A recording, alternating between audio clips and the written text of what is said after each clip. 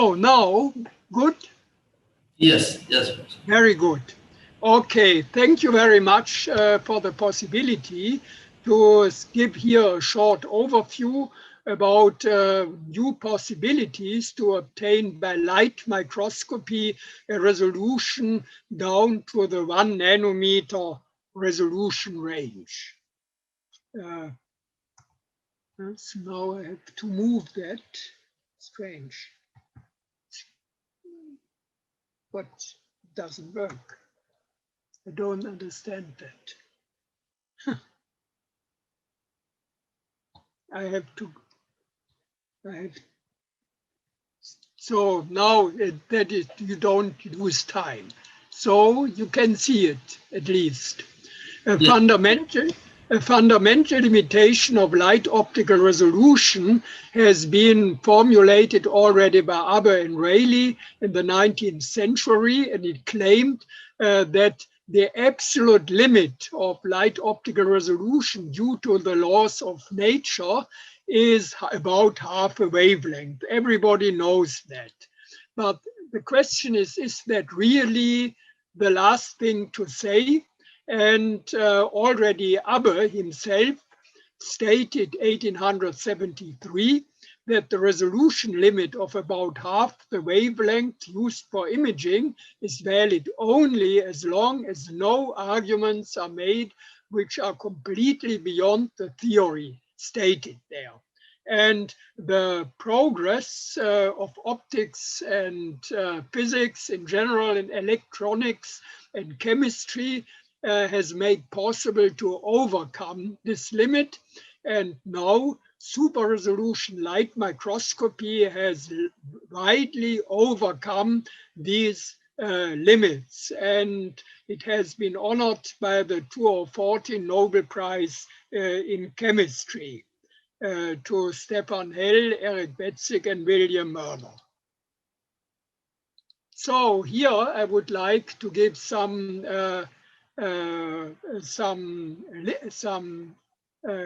overview about various methods now you can use for super resolution light microscopy, such as point scanning approaches for pi microscopy, STED, wind flux microscopy, and lens-free super resolution microscopy, and so on, and also wide field approaches such as structured and patterned illumination microscopy methods, and above all, a single molecule localization microscopy in their various flavors. In my laboratory, we have built a number of super resolution microscopes and developed them, and with the exception of the commercial for pi confocal microscope, we have developed all other methods ourselves, including the software necessary for that. And these are super resolution microscopy devices based on structured illumination and single molecule localization microscopy. The best resolution we experimentally achieved so far is smaller than about 5 nanometer, and that means about 1/100th of the wavelength. Now to go to a little bit more to details, the first idea to construct a super resolution laser scanning microscope was for pi microscopy. Its basic features are it's based on fluorescence, confocal detection, and it can work even at very large working distances. That was the idea. And numerical calculations of the resolution of such a 4-pi confocal microscope using an excitation wavelength of 257 nanometer was about 50 nanometer isotropic. And that was one possibility. So an isotropic resolution down to a few tenths of nanometer You can use the same specimen conditions as in conventional confocal microscopy, and according to these concepts, very large working distance should have been possible up to the centimeter range. Now one can say, how nice. But this microscope never has been constructed so far. It should be possible with the techniques today. We are working on that. But the first experimentally realized 3D super resolution light microscope was constructed primarily by Stefan Hell using two opposing high numerical aperture objective lenses, as you can see, and the half width of the point spread function of the central focal peak was about 75 nanometers in this case. However, this was limited to the axial direction. This limitation came from the fact that the for pi illumination in this case is not true. It has been approximated by these two objective lenses, and the true spherical solid angle was only about 2.5 D. Now, how you can get super resolution also along the object plane? And the first idea to do this, again by Stefan Hell, 1994, was stimulated emission depletion. For this, he was awarded the Nobel Prize 20 years later. And in this concept, the resolution should have been 30 nanometer. Nobody believed at that time that was possible, but Stefan Hell really experimentally realized it. And at the present state, the resolution is smaller than 10 nanometer, and it goes to single molecule stat microscopy. Another solution is structured or patterned illumination microscopy. Their first idea was axially structured illumination microscopy. Here the device is seen over there. Who wants to see the details, please look at my YouTube and the literature. Another solution pioneered by Rainer Heinzmann was laterally structured illumination microscopy. Here on the right, a present device in my laboratory. The resolution of this was about 100 nanometer in the lateral direction, about 300 nanometer along the optical axis with visible light, and using axially structured illumination, the experimental size resolution achieved is about 30 nanometer, or about 1/20th of the wavelength. So that is quite interesting to measure optically isolated aggregates. And still another solution is localization microscopy. The idea was first published by Eric Betzig, who was also then awarded the Nobel Prize in 2014 for that. But the idea was around in several labs also for a time. So we realized a few years later such a method by using different colors or other spectral signatures. How does this work? It is extremely simple. One can even call it trivial. Let's assume you have 3 molecules in a distance of 50 nanometer and you use a wide field fluorescence microscope. And you assume that the 3 molecules or targets are labeled with different spectral signatures. For example, different absorption or emission characteristics. In step 1, you put your filters in such a way that only the fluorescence of the red molecule is registered. Then you get an airy disk. The center indicates the position of the molecule. You put it into a localization map. At the next step, you do the same with the green fluorescence molecule. You you get the barycenter by looking, for example, centroid, and you put it in your localization lab. In the first step, you take the blue one, do the same again, and you see it's a triangle with a distance of 50 nanometer. So that is a computer simulation. And the more colors you have, the better you can get a structural resolution.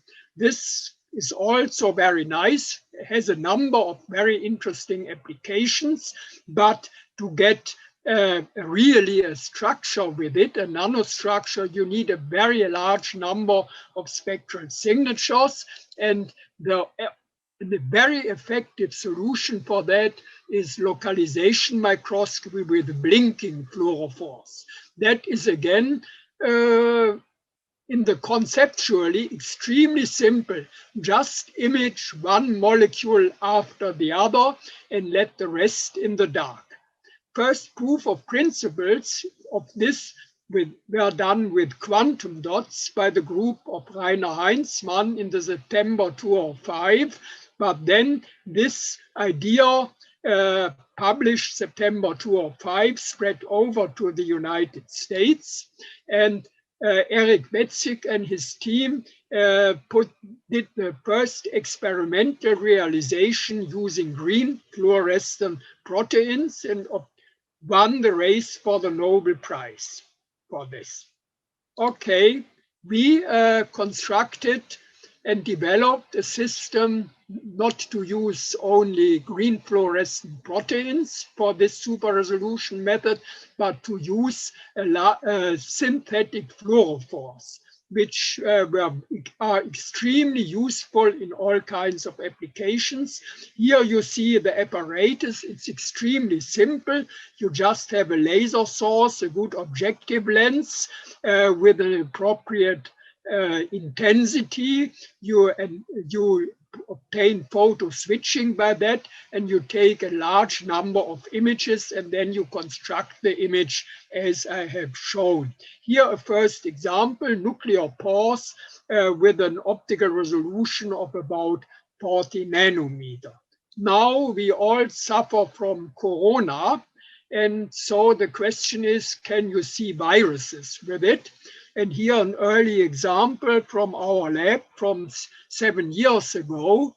And here you see first a conventional resolution microscopy of a human influenza A virus associated to the lung cell membrane. And you see something happens, but what there is you can't see. With the localization microscope, you can see these little dots.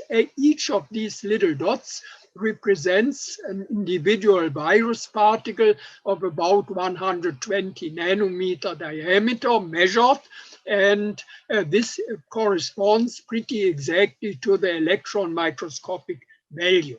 So that means by using this technology, you can follow single viruses down to the single coating, see where they are, and so on. And my colleague at Institut Pasteur and Jena have applied such localization microscopy methods already to study coronaviruses at the single particle level.